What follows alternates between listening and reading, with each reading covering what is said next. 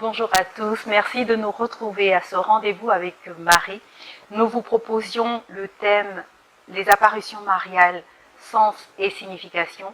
Première partie aujourd'hui, nous entamons donc cette deuxième partie avec le Père Raoul Mombo, fondateur de la communauté Regina Pacis, pour en savoir un peu plus sur la Mariophanie. Merci Régine de revenir sur ce sujet tellement important des apparitions mariales, Mariophanie, pour reprendre le thème technique qui désigne ce type d'apparition, et de rechercher leur sens et leur signification. Surtout qu'en notre temps, il n'est pas rare d'entendre par-ci et par-là qu'il y a eu une apparition de la Vierge ou un signe dans le ciel. Aujourd'hui, je suppose que nos auditeurs savent faire la différence entre un signe et une apparition. Un signe marial n'est pas nécessairement porteur d'un message. Mais une apparition est forcément porteur d'un message. C'est ce qui fait la différence donc entre signe et apparition. Et je disais la dernière fois qu'au titre des apparitions reconnues par l'Église, nous en dénombrons à peu près une vingtaine. Et moi, j'en toucherai de façon explicite aujourd'hui, dans cet entretien, si le temps nous le permet, deux de ces apparitions-là. Comment reconnaît-on qu'il y a eu effectivement apparition? Vous voyez que je conjugue au passé, qu'il y a eu effectivement apparition. Parce que l'apparition, le critère de reconnaissance est appliqué par une loi du discernement que j'appelle l'école de Gamaliel. À l'école de Gamaliel, on apprend que pour discerner, il faut donner du temps au temps. Gamaliel dit, si cela vient de Dieu, ben, c'est le temps qui nous le dira. Donc, le facteur temps est important dans le discernement. Si vous voulez avoir du jugement sur des phénomènes surnaturels, spirituels, sur des phénomènes mystiques, il ne faut pas verser dans l'enthousiasme et dans la précipitation. Il faut avoir le recul nécessaire. Et n'allez pas croire qu'avoir du recul, c'est faire preuve de scepticisme ou, comment on dit ça, prêtez-moi l'expression, d'incrédulité. Non. Non, non, non, non. Quand vous devez opérer en discernement, il vous faut avoir de la hauteur. On ne peut pas être docteur et prophète en même temps. Il faut prendre de la hauteur. Il faut prendre le recul nécessaire. Et il faut vivre tout cela dans la prière et cela prend du temps. Alors, pour dire officiellement qu'il y a eu apparition, on procède par ce qu'on appelle une enquête ecclésiastique, une enquête canonique. Cette enquête est faite, convoque une pluridisciplinarité. C'est une enquête, on a besoin d'une équipe composite avec plusieurs disciplines, plusieurs spécialités avant de porter un jugement définitif. Et vous allez comprendre pourquoi. D'abord, on a besoin d'un spécialiste de la question historique, donc d'un historien. Parce que, comme dit le livre de l'Ecclésiaste, il n'y a rien de nouveau sur le ciel. Et donc, quand vous voulez avoir un bon jugement, il faut aller relire dans l'histoire pour voir comment ce type de phénomène s'est inscrit dans l'histoire. Il faut pouvoir regarder aussi la question sociologique et environnementale. Parce qu'un message spirituel ne vient que dans un contexte. Dieu nous parle en contexte.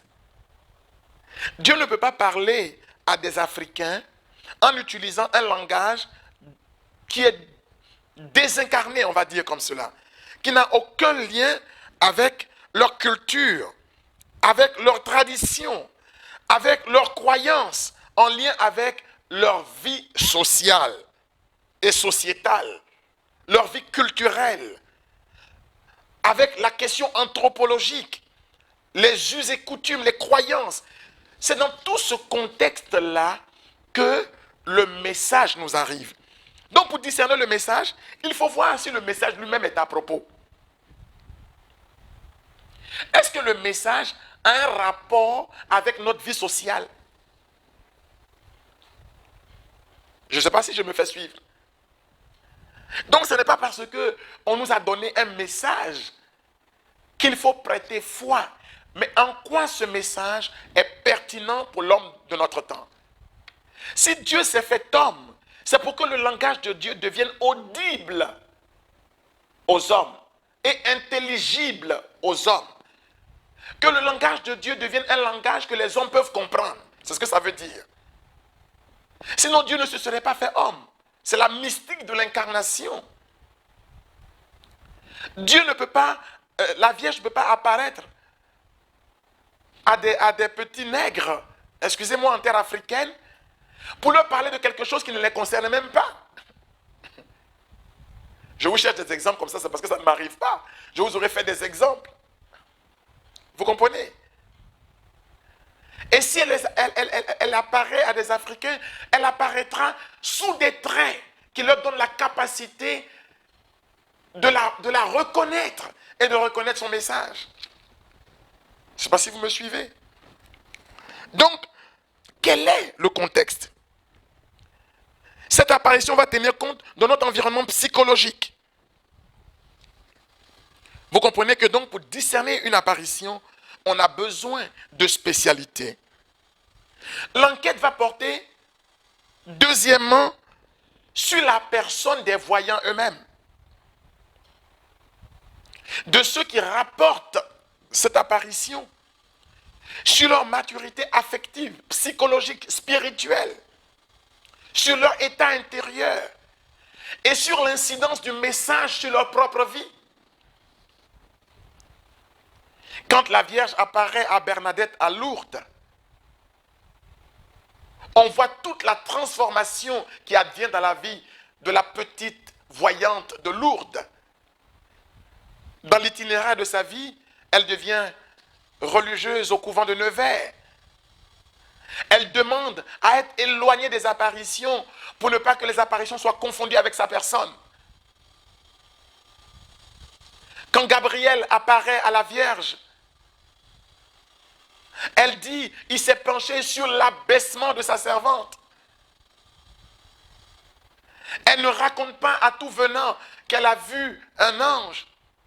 Elle laisse Élisabeth elle-même entrevoir cela. Elle ne fait pas la propagande d'elle-même. Qui sont les voyants?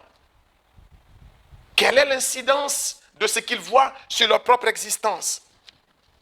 Donc vous voyez que pour pouvoir parler de l'apparition, on va aller voir l'environnement social. Est-ce que le message a une incidence sur l'environnement des personnes? L'enquête va être ensuite menée sur les individus eux-mêmes qui rapportent une vision. Et cette enquête ne peut être diligentée que par l'évêque du diocèse, du territoire où a lieu l'apparition, en tant qu'il est le législateur de son diocèse et en tant qu'il est maître de vie spirituelle, docteur. C'est à lui que l'enquête va revenir pour qu'il puisse légiférer sur les conclusions de cette enquête. Donc vous voyez bien qu'une apparition, ce n'est pas qu'il y a eu un phénomène surnaturel et puis voilà qu'on y prête foi. On va aller aussi pour voir comment cette apparition, donc le message de cette apparition, a commencé à avoir une incidence sur la piété populaire, sur l'expérience des personnes et quels en sont les fruits. N'oubliez pas que le second critère de discernement à l'école de Jésus, après le facteur temps, c'est les fruits. Il dit on ne reconnaît un arbre qu'à ses fruits. Quels sont les fruits dans l'environnement social et religieux où cette apparition a cours? Vous comprenez donc que dans le vocabulaire religieux, apparition et vision sont synonymes. Et ça peut être une apparition sous forme de vision diurne, en plein jour, je vois, ou une apparition sous forme de vision nocturne, dans un songe, comme cela est arrivé pour Joseph, époux de Marie. Mais dans tous les cas,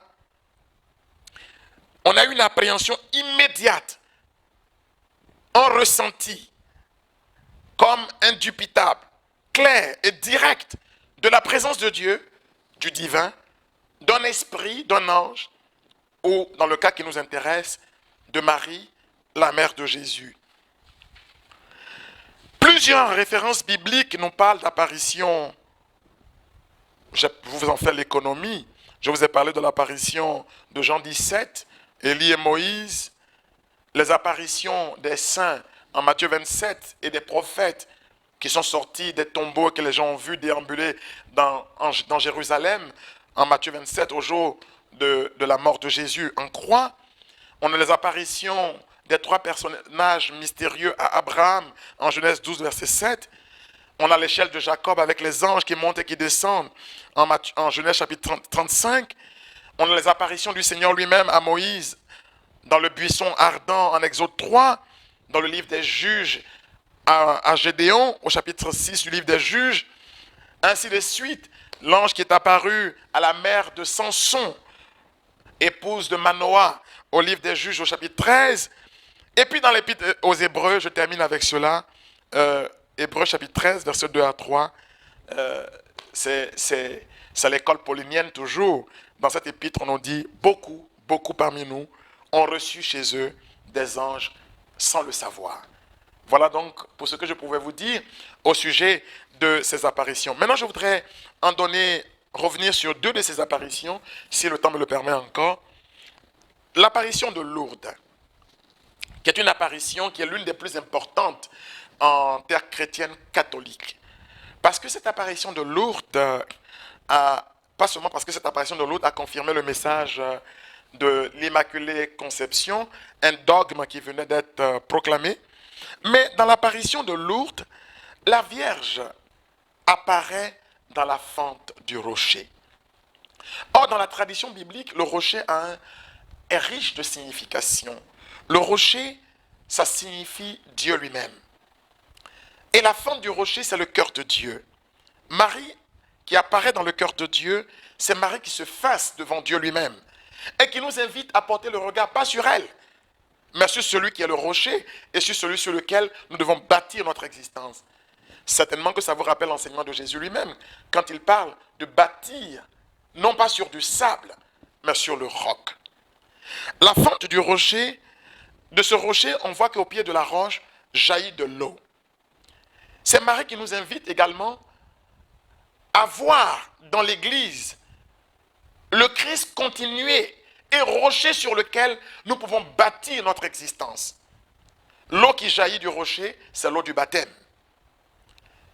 Et Marie va inviter la petite Bernadette à venir s'abreuver à l'eau du baptême, invitant par derrière tous les chrétiens à raviver le don et la grâce de leur baptême et à comprendre que l'eau du baptême nous invite à entrer par la porte du rocher dans la maison du Père, dans le cœur de Dieu. Et puis, dans cette apparition, un autre symbole fort, c'est que la Vierge a demandé que soient mangées les herbes vertes qui étaient au pied, qui poussaient là. Et il y a eu des miracles de guérison, nombreuses guérisons, etc., etc. Ceci nous rappelle la prophétie d'Ézéchiel, où du flanc droit du temple jaillit une eau qui fait pousser une végétation dont le feuillage est un remède et le fruit un aliment. Donc, cette apparition est porteuse d'un message christologique et ecclésiologique très fort. Voilà pourquoi je disais tantôt qu'une apparition sans message ne vaut pas grand-chose. Et à la petite Bernadette, Marie donc va inviter à faire un cheminement de conversion, à revenir à l'eau de la miséricorde, à revenir au salut par la foi. Et elle dit que son cœur immaculé n'est qu'un chemin pour nous amener à ce cœur de Dieu. Voilà le message de Lourdes. Voilà une apparition qui est porteur d'un message significatif. Et les fruits sont légion. Que de conversions, que de vocations sont nées à Lourdes. C'est la même chose pour Fatima. Le message de Fatima, c'est qu'à la fin, son cœur immaculé triomphera. Et le message de Fatima, c'est le message du rosaire. C'est le message de la paix. C'est le message de la conversion. C'est l'invitation à revenir au Christ et à revenir à la foi en lui. Donc sans ce message, l'apparition ne vaut pas. Voilà donc quelques indices dans cette conversation pour discerner une vraie apparition, une vraie mariophanie et comprendre le pourquoi des mariophanies. Voilà, que Dieu vous bénisse.